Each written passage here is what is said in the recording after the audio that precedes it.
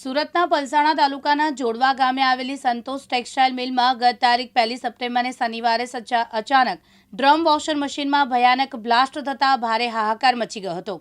આ ઘટનામાં 22 લોકો ગંભીર રીતે દાઝ્યા હતા, જેઓને સારવાર માટે હોસ્પિટલ ખસેડવામાં આવ્યા હતા।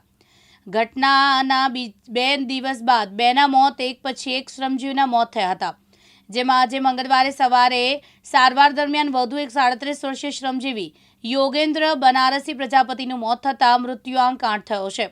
હજુ કેટલાક શ્રમજીવીની હાલત નાજુક હોવાનું જાણવા મળી રહ્યું છે।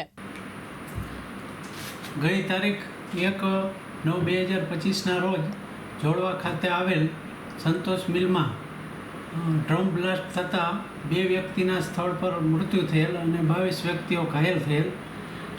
જે 22 વ્યક્તિઓમાંથી 7 વ્યક્તિઓ ગઈકાલ સુધીમાં મૃત્યુ પામેલ અને આજ રોજ એક વ્યક્તિ મૃત્યુ પામેલ હોય, જેથી 8 વ્યક્તિ મૃત્યુ પામેલ છે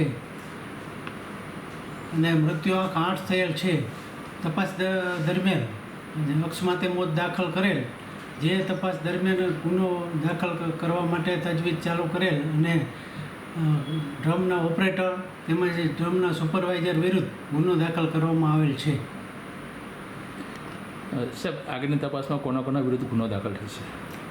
તપાસમાં સંતોષ મિલના જે ડ્રમ ઓપરેટર છે તેમની વિરુદ્ધ, તેમજ ડ્રમના સુપરવાઇઝર તેમજ જે સંતોષ મિલના જવાબદાર વ્યક્તિઓ જે તપાસમાં નીકળે તેઓની વિરુદ્ધમાં ગુનો દાખલ કરવામાં આવેલ છે। રમેશ કંભાતી, દિવ્યાંગ ન્યૂઝ, પલસાણા, સુરત।